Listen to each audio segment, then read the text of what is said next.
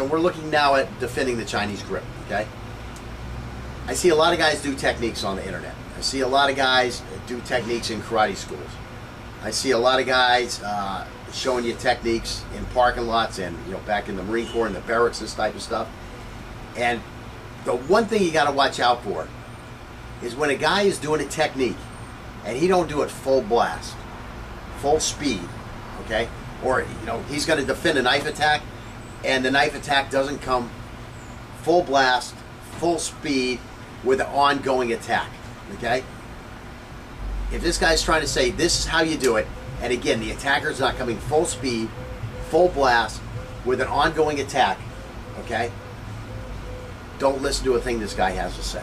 I mean, he's trying to sell you a freaking magic trick. A magic trick. That's what he's doing. Because, this guy attacking you isn't attacking you in a realistic fashion. So how is this going to work in a realistic fashion? I mean, I literally see guys showing techniques where they never even go 50% speed. Like, okay, throw the punch. So the guy throws the punch. This guy steps aside. Okay, you step aside here. Then you slap this down. And now you come push it down here. And now you're going to reach behind the elbow. And you're going to twist his wrist this way. And you're going to put this up behind his back. Now you're going to kick him in the back of the knee. And now he's going to fall down the ground. And then you can mount him and whatever sexual freaking preference you have. You can finish the job. They never ever go full speed. I mean, you got to go fast. I mean, it's not going to come slow in a real fight. He's not going to not retract his hand when you try to grab it or when you try to cut it. Right. And he's definitely going to be retracting it so he can come with another one. So if someone is showing you something that, again, they can't demonstrate that technique at full speed against an attacker attempting a committed, ongoing, which means a multi-strike attack, that technique is not going to work in the real world, okay? It'll work in the front of the dojo, but it's not going to work in the real world because the application is not what's going to happen in the real world with the initial attack. It's just not going to be that way. So let's see. With the Chinese grip, a lot of people really like the Chinese grip because it has great speed in performing double taps and due to its concealment advantages. Also, since a knife is usually concealed before an attack begins, or because it is held in position even further back than ours, many people misjudge the contact distance and are being cut up before they expected. Being familiar with the Chinese grip style will allow us to more easily defend or attack it. So again, we're just going to look at some different stuff, and we're going to talk about some specifics here. Okay, so again, this guy is holding the knife in a reverse grip, Chinese grip, and he's got the knife forward. So the first thing I've got to realize is that because of the angles, the weakness of the angles from the Chinese grip is that he's going to have a hard time. I mean, what's he going to do? He's going to come over here with a big 1. Well, the fist is leading the way. He's coming over here with a big 4. Again, the fist is leading the way. Now he can turn this way with a 5. This would be what, an 8 stab or a 7 stab. And I might have some problems here. But again, guys usually don't attack like that. Let's say that from the first part. And again, if they do, again, I'm up here. This is going to be my biggest problem is if he throws this 7 at me up in the head. But again, he almost has to know where I'm going to get this. I mean, if I'm just coming over here like this, that's what's going to happen. I'm going to slide by it and he's not going to get me. So by far, against the Chinese guy, you want to go away from the knife. Now, we did talk a lot about knife forward, knife back, here, there, and that type of stuff. But now we're looking specifically at the Chinese grip. So when this guy has a Chinese grip, I have to be thinking I'm going this way. That's what I have to be thinking. Whether I'm a right hand, if I'm holding the knife in my right hand, or my back hand, if I don't have a knife, I got to be thinking this is the way I'm going to go. I'm going to use this arm to shield me from those weak angles that he's going to try to throw this way. So it's going to be much easier for me if he's like that. Now, go ahead and change the footwork. Okay, so again, where is the best place to go? Again, it's going to be over here. Now I can do a better job of coning in, come ahead with an angle, so I can cone in on this upper arm, and it's going to be very easy for me to keep him from coming with any attack. And again, you'll notice, I didn't say come at me with an X attack. I just said come at me, and he came with whatever angle he wanted. I don't know what angle he's going to throw. That time he happened to throw a high angle 4, but it didn't matter. I mean, come at me again. So I'm up here, and this is the big thing. I've got this upper arm here. Okay. So that's a big thing. I want to go this way, and this time we got caught up. As I went to come across, we got caught up, and what am I going to do? Just going to shove this down, and I'm going to go to the side. If I've got a knife, I'm going to get busy, as we've taught you to get busy. So now switch hands. Okay, so now he's got the knife on the other side. So what do I got to do here? Again, I can cone in on this here, no matter what angle he throws, and I can just step aside, throw an angle. So again, I'm up here, I've X-blocked, I've coned in on the upper arm, and because of the blade, I just know the blade's not going to get me. And again, I'm coming this way here. From here, I'd probably put an elbow in his head, headbutt him, something like that, push him off to the side, and I'm out of the way. So again, just go towards the empty hand side when the guy has a Chinese grip. Okay, so now switch your legs. So now it becomes much easier for me because the knife is further away. Now, remember, the knife is further away. That gives me a little bit of time. That doesn't give me distance advantages. It just means the knife has further to travel. But still, I have to judge this interval based on here. I can't say, oh, that knife is back there, so now I'm going to move in here. Because what I've done is I put myself too close to this one here. Now I have that problem of him grabbing me and then bringing the knife on me, which is a big situation that's going to be bad for us. So again, I'm here. What am I going to do? I'm going to bring the hands up. I'm probably just going to cut this arm here. This arm is so close to me, cut this arm here, as we learned earlier. You know, when this guy has the reverse lead, the knife in the back hand, you know, I cut on this hand here and I cut. So it becomes pretty simple, and all of a sudden the Chinese grip looks really impotent in these situations. Nothing personal against you Chinese guys, guys who use that grip, but you really got to think about your grip, and you got to think about stuff like that. And again, the Chinese grip, while a lot of people think it's a great offensive tool, I think its real strengths are in its defenses. It's very easy to do these zones 1 and 2s with this thing, where you know the zones easily go into other zones. Same thing as it does here. But the nice thing here is when you hit this, if you got the cut on the other side, you can rip it back out and you get 2 cuts very quickly when you block. Those are the big advantages of the Chinese grip. But still, I think because of the limited angles, the ease of defending against it if you're a skilled fighter, and the fact that the blade doesn't have the reach that a forward grip has, you really should consider changing your style to a forward grip.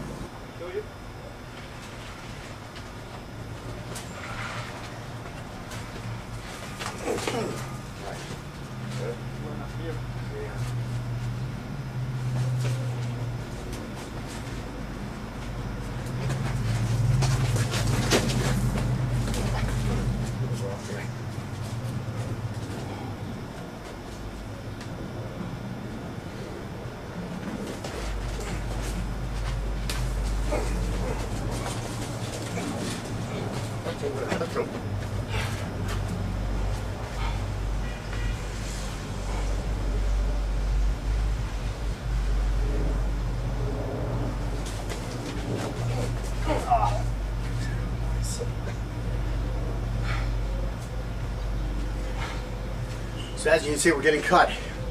The big advantage is when he's coming like this, it's so easy for me to block that lever. Whereas when I'm coming here, I'm coming straight in. He's got to come in with that lever. That's why I'm able to block that. Again, that's Chinese, you know. I might only be getting you because it's such a longer blade. You're not getting me where I'm really having a problem. I mean, the one time you got me good in the face, And you were doing such a good job blocking. and that's why I've been happy so far.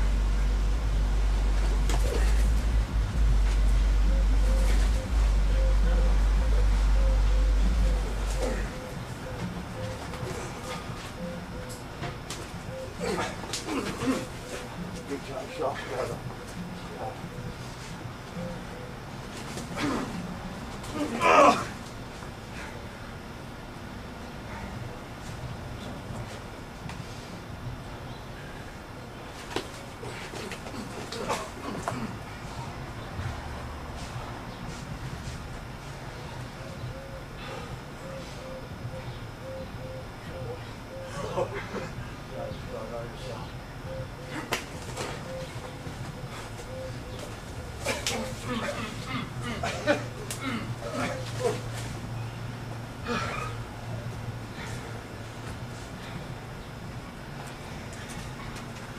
Again, there you see the guy's still up, keep stabbing.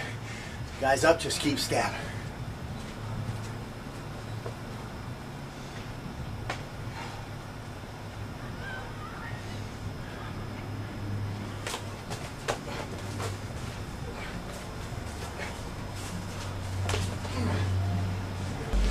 All right, we're gonna switch the bad guy and play a little more.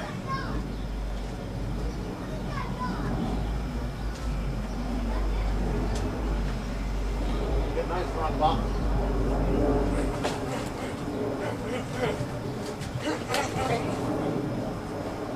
Very good, Dale.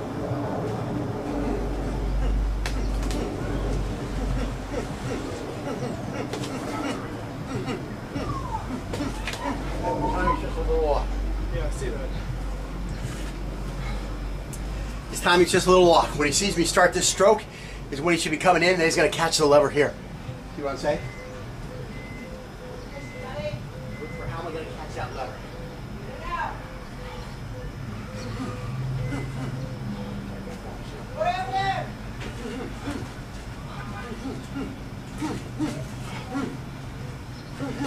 There you go. Get that hand on this lever.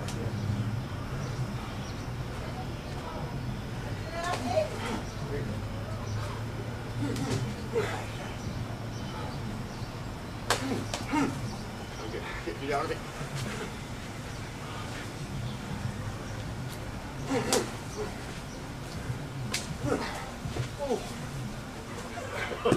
Almost rolled my ankle. There you go. Get nice, fine, Bob.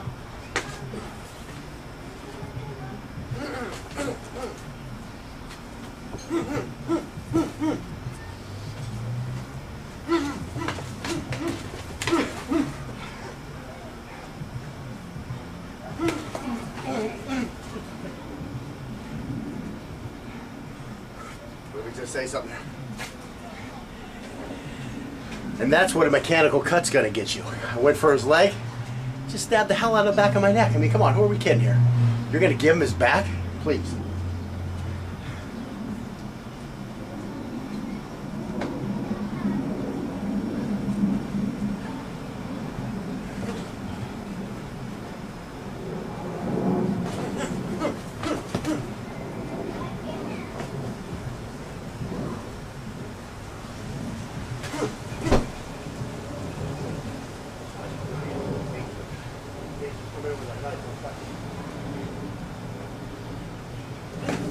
Yeah, see how it works? Yeah.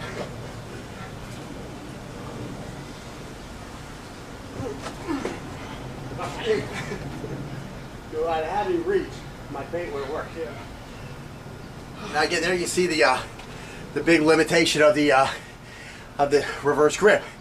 Threw a perfect feint, got him to drop his hands down, had a perfect shot for his throat, but when I put it out there, it was short. And then what did he do? He just filled that gap with his freaking knife, stabbed me right in the trachea.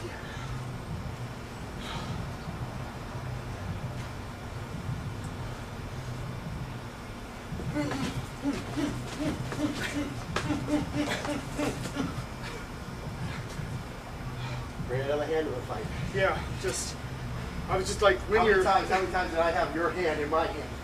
Like this, while I was finishing you off. Excellent, excellent. Last one. This, trying to go stuff.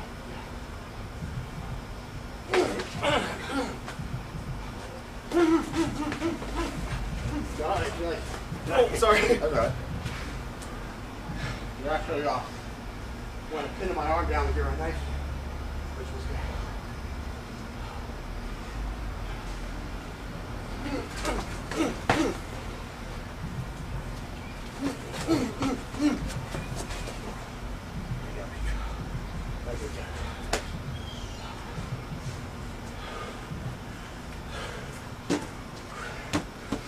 There you have it.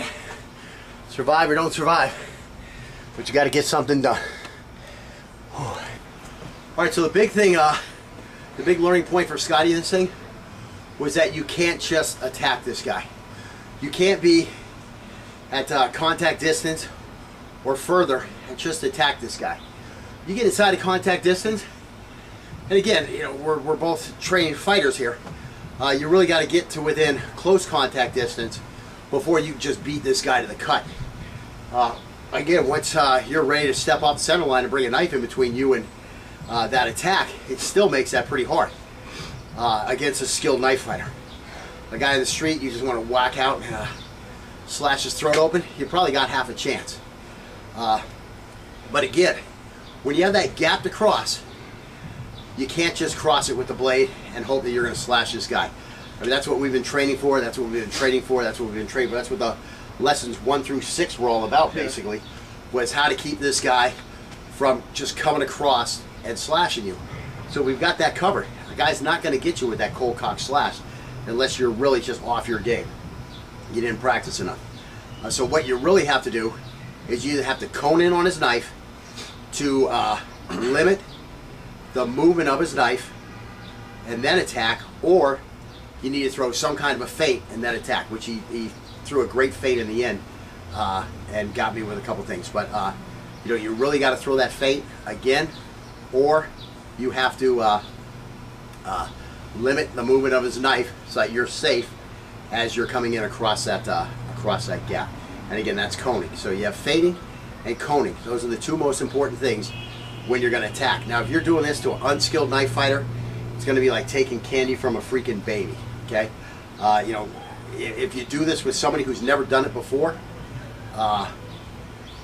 you're gonna annihilate them. I mean, after you get done with the course, get one of the other buddies who never took the course and tell him, here's a knife. We're gonna knife fight, and just cone in on his knife 3 times, and stab him with your other hand. You know, I mean, come out there with X block, whichever hand gets it. I mean, you were doing an excellent job of actually trapping my hand with your knife hand. A lot of times when I would attack you, and I try to do a multiple attack, you would just keep it down there, kind of from the lessons you learned from the defending the Folsom Prison attack. Yeah. You know, you would do an excellent job of momentarily trapping my hand, like blocking with a trap. But I couldn't get a shot in after that. It would take. Right, because because your knife is down here and you want to get it back up here. Well, here I come again. Yeah. So you get stuck in that defending thing. And that's where I was saying to him, you got to really pay attention to bring that empty hand into the fight. Right. And again, you're still a novice. I mean, you're not a novice, you're intermediate.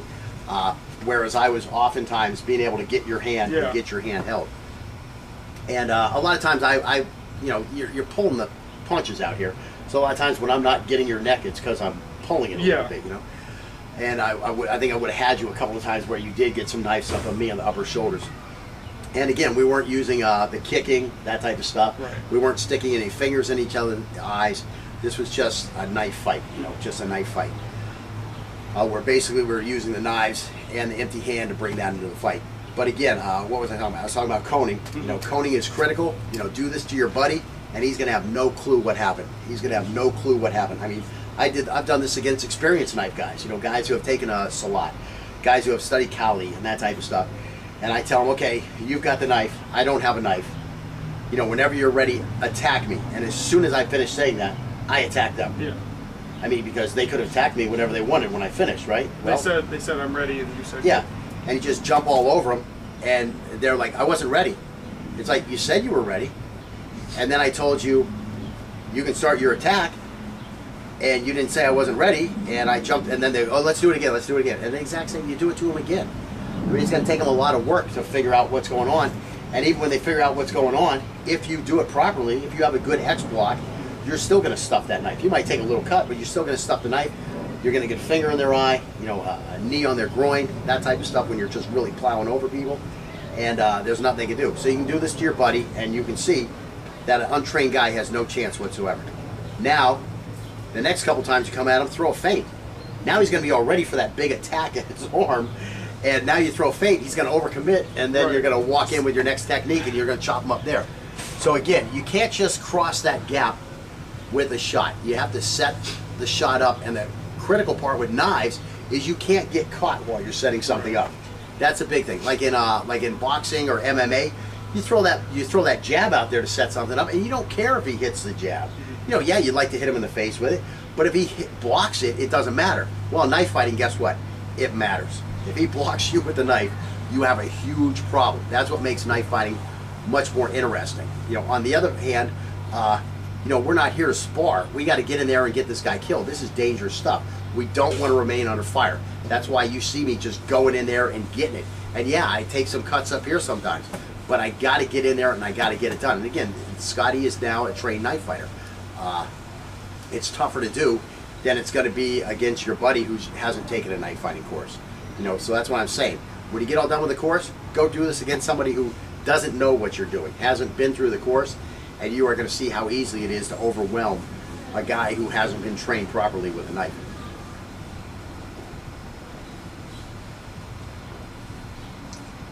And that's it for today. We're doing a short lesson because this shit really beats the shit out of you. You're out there, you're trying to move as fast as you can, as much as you can in a short period of time, and you're just smashing each other's wrists, of course, while you're out there.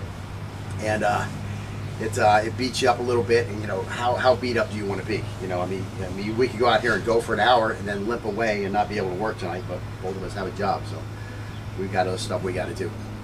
And we were kind of foolish we didn't pad up. I padded up in the end because I just was getting beat up a little bit on this hand, and I didn't want to get beat up on this hand. So I put the pads on. So definitely wear the pads, wear a mouth guard. Again, Scotty is just a really dysfunctional kid. I try to talk to him, and he just didn't put the mouth guard in. He wouldn't put the pads on. You know. I'm trying to increase my tolerance. Yeah, he's increasing tolerance to chewing with his gums. Is that what you want to get? So anyways, thanks for watching. We're idiots, but we have fun. If this guy's trying to say this is how you do it, and again, the attacker's not coming full speed, full blast, with an ongoing attack, okay? Don't listen to a thing this guy has to say.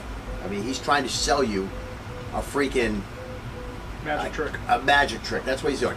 Because, you know, this guy attacking you isn't attacking you in a realistic fashion. So how is this going to work in a realistic fashion? I mean, I literally see guys showing techniques where they never even go 50% speed. Like, okay, throw the punch. So the guy throws the punch because it has great speed in performing double taps and due to its concealment advantages. Also, since a knife is usually concealed before an attack begins, or because it is held in position even further back than ours, many people misjudge the contact distance and are being cut up before they expected. Being familiar with the Chinese grip style will allow us to more easily defend or attack it. So again, we're just going to look at some different stuff, and we're going to talk about some specifics here. Okay, so again, this guy is holding the knife in a reverse grip. This guy steps aside. Okay, you step aside here, then you slap this down, and now you come push it down here, and now you're going to reach behind the elbow, and you're going to twist his wrist this way, and you're going to put this up behind his back. Now you're going to kick him in the back of the knee, and now he's going to fall down the ground, and then you can mount him, and you know whatever sexual freaking preference you have, you know, you can finish the job. They never ever go full speed. I mean, you got to go fast. I mean, it's not going to come slow in a real fight. He's not going to not retract his hand when you try to grab it or when you try to cut it. Right. And so we're looking now at defending the Chinese grip, okay? I see a lot of guys do techniques on the internet. I see a lot of guys do techniques in karate schools. I see a lot of guys showing you techniques in parking lots and, you know, back in the Marine Corps and the barracks, this type of stuff. And the one thing you got to watch out for is when a guy is doing a technique and he don't do it full blast, full speed, okay? Or, you know, he's going to defend a knife attack and the knife attack doesn't come full blast, full speed with an ongoing attack, okay? Definitely going to be retracting it so he can come with another one. You know, so if someone is showing you something that, again, they can't demonstrate that technique at full speed against an attacker attempting a committed, ongoing, which means a multi-strike attack, that technique is not going to work in the real world, okay? It'll work in the fun of the dojo, but it's not going to work in the real world because the application is not what's going to happen in the real world with the initial attack. It's just not going to be that way. So let's see. With the Chinese grip, a lot of people really like the Chinese grip